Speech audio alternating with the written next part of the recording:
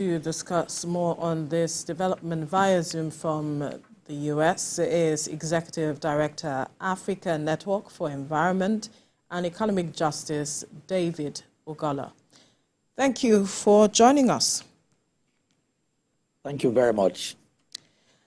I wonder what you make of these developments coming from the humanitarian ministry. Huge sums of monies, 44 billion, 37 billion, and allegedly 585 million that was meant to be transferred thanks to a private account, thanks to the Accountant General who decided that she was not going to allow that happen. Now, this is a ministry that is meant to alleviate the plight of the vulnerable Nigerians, and we are seeing these kinds of development.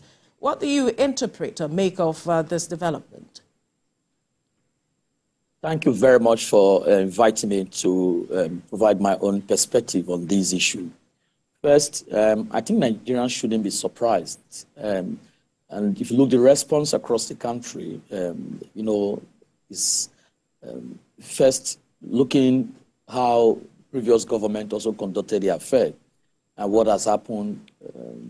And now in the current government, in less than a year, just 6 months, a minister, a substantive minister, has now been suspended, obviously due to corruption. Cases which we do not expect. These are poor people's money that political elite like a minister and his partners are feasting on. For me, this is very unfortunate. And first, I must commend the president for taking the action he has taken so far. But let me say very well that the issue of suspending or sacking a minister is not a new thing. And so what President Bola Tinubu have done is not new. It's not unique, it's not innovative, and it's not a lasting solution to the problem of stealing public funds. What we expect and we look forward to be seeing is President Tinubu taking an innovative approach in dealing with this problem. And if you look around, if you look the spread of the problem, you found that even more ministers in Tinubu's cabinet are indirectly or directly involved, either through their companies or through their allies or through their network. So what that means is that the idea of when corruption happens, you sack or suspend, do not deal with the root problem. What exactly we expect, and this is what this whole corruption case in the Humanitarian Affairs Office have shown, is that President Tinubu should rise up to the challenge. First, he needs to provide, through his body language, his own strategy to deal with corruption issues in the country. If he is going to succeed to deliver on his commitment to the electorate in Nigeria, he should know now that even those who feel entitled within his government are the ones that are also going to make sure that he do not succeed. So how will he avoid the problem of corruption? It's for him to send a strong message by coming up with a strategy that would deal with corruption issues in the country. Because it's not just better Edu alone.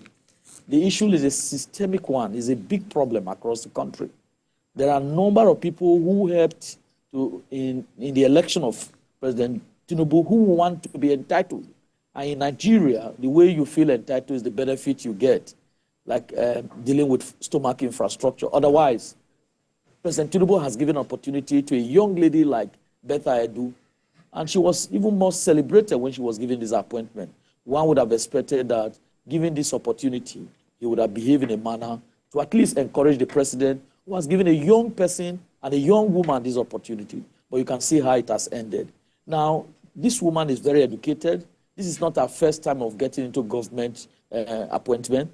For her to stoop so low, to steal from poor by transferring poor people's money to a private account, it tells you how bad the situation is. So but Mr. Ogolo, apologies for the interruption. Of course, we all know that the matter is pending investigation. So yes, we are waiting, further directive from the EFCC on the matter. But of course, she stands suspended as we speak. In her defense so far, she has said that it's normal under civil service rules for payments of this nature to be made to private accounts, especially where the recipient, so to speak, of this monies is the project accountant, and that appears to be the woman, the individual in question who was said to be the project accountant, at least for the 585 million naira, controversial sum. But do you buy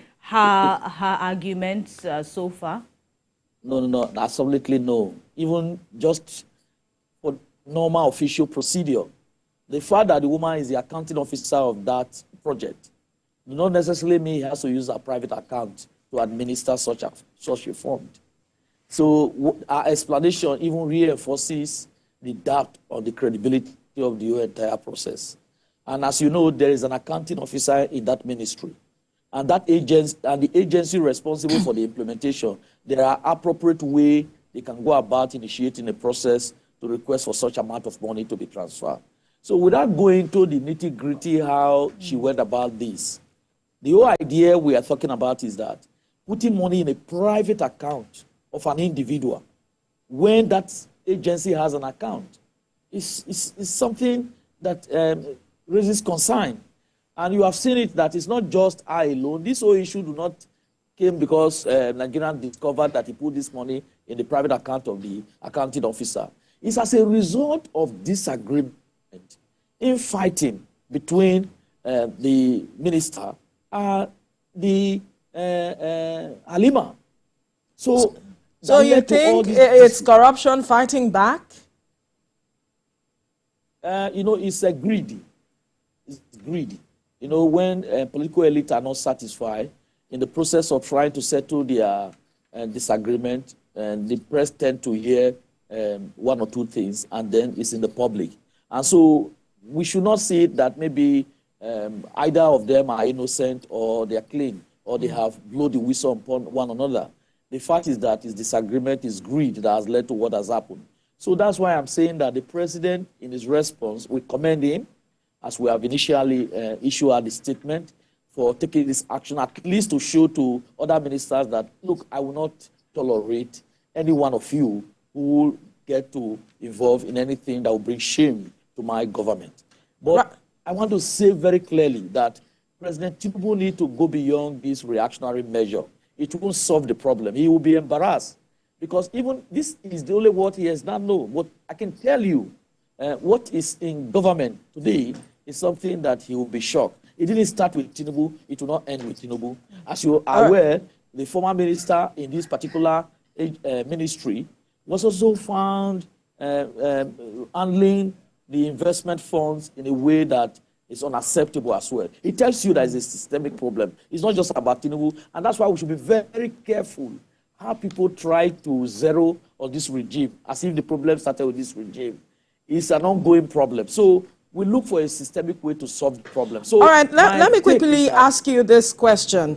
The president is looking at a way of perhaps rethinking the ministry. There are those who have called for a total scrapping of the ministry because of they seeing it as now a conduit for corruption as it is. I wonder where you stand with regards to this matter. Is that it's been, we rethink the ministry, and if we are to rethink the ministry, what should we do so that we, block these loopholes that we are seeing that people are taking advantage of? Or should we scrap it?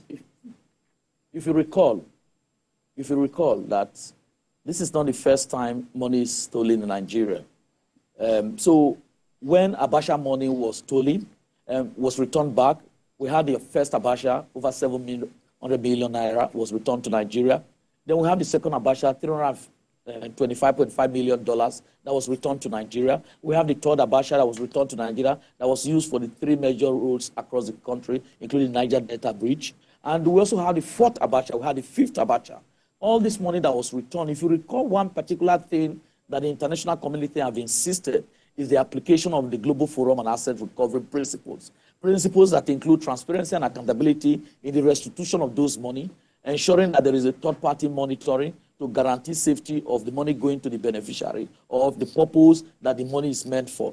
In the case of Abacha, the government of Switzerland insisted that the World Bank and civil society should monitor the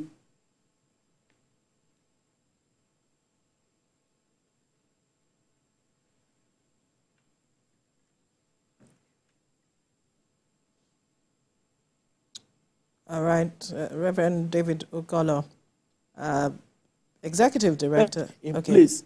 It is difficult for 20 billion, even moving money from an account, it will be increasingly difficult with such institutional framework. That's what is absent in government appropriation to the humanitarian ministry. If you look this money we are talking about, it is money that government appropriated. And you know, ministers sometimes feel entitled to this money. And if you look the way they distribute the money to their friends and colleagues and to the companies who are the beneficiaries of projects associated with this money that is transferred, it tells you clearly that it's an entitlement problem. And it's madness. Right. It's madness. Otherwise, it couldn't happen. So institutional reform is required. Civil society role. And this is what Nigerian government and other governments who went to that conference in 2017 in Washington sign on to the principle of transparency, the principle of accountability, the principle of ensuring that those who benefited from the corruptions do not also, at the end, be the beneficiary of the restituted money. And that's the case we have seen. Right. Reverend David Ogolo, we have to leave this conversation here now. Our time is up. But we must thank you, Executive Director, Africa Network for Environment and Economic Justice, Reverend David Ogolo, for your time.